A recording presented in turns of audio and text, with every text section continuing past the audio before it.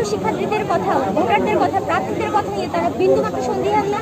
এবং এটি আমার প্রশ্নের জায়গা থাকে যে যেহেতু দুটি হলের পাশাপাশি একটি হলে ভোট গ্রহণ বন্ধ হয়েছে, আরেকটি হলে ভোট কারচুপির অভিযোগ পাওয়া গিয়েছে, এবং হলের শিক্ষার্থীরা চাচ্ছে না যে বিএনপি প্রার্থী যেহেতু ভিতরে ঢুকে গিয়েছে, হলের শিক্ষার্থীরা সেখান থেকে খুবই ভয়ের জায়গায় তারা রয়েছে। সেখানে কীভাবে আমরা একটা সুষ্ঠু জাতীয় আশা করতে পারি? কারচুপির সাথে কারা যুক্ত রয়েছে?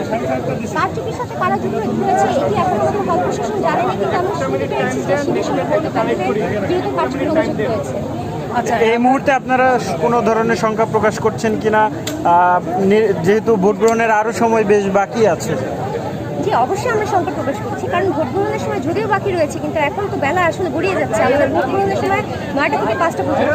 কখন এই হলগুলো এই হলে কখন আবার নির্বাচনের প্রক্রিয়া শুরু হবে, আদৌ কি শিক্ষার্থীরা কখন উপস্থিত করবে কিনা, সেটা তো অবশ্যই একটু সন্দেহের জায়গা থেকেই যায়।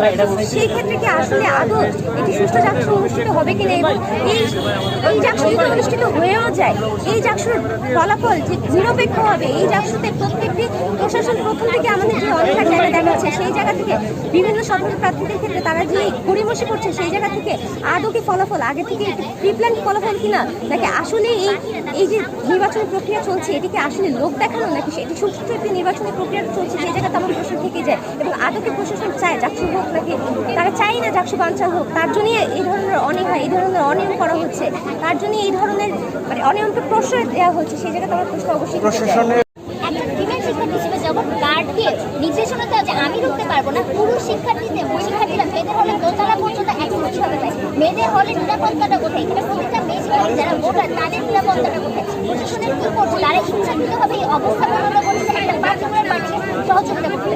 পরে যে ভোট বন্ধ আছে এখনো ভোট বন্ধ হচ্ছে 11:30 থেকে আনুমানিক, এটা মেয়েদের তথ্য। আমি ঘটনাস্থলে ছিলাম 12টায়, 12:10 থেকে হচ্ছে আমি ঘটনা দেখছি, এবং এখনো হচ্ছে ভোট বন্ধ রয়েছে। আপনি পরিচয়টা একটু দেন। ছাত্র শিবিরের বিরুদ্ধে অভিযোগটা করা হচ্ছে, আসলে এটা কতটুকু সত্য বা কি ভাবছেন? ছাত্র শিবিরের অভিযোগটা ঠিক জানি না, কিন্তু এটা শুনেছি যে পার্টিকুলার পলিটিক্যাল পার্টির আপুরা রুমে রুমে গিয়ে লিফলেট দিয়েছে, এবং এই হলের নিচতলায় নাকি ব্যালট পাওয়া গিয়েছে। ব্যালট হলের বাইরে কি করে সেটা পাওয়া যায় কিভাবে? এক্সট্রা ব্যালটগুলো কোথা থেকে আসতেছে প্রতিটা? আপনি পরিচয়টা একটু দেন। আমি তানজিলা তাসনিম সেতু, আমি জাকসু নির্বাচনের কেন্দ্রের কার্যকরী সদস্য, নারী আসনে প্রতিদ্বন্দ্বিতা করছি।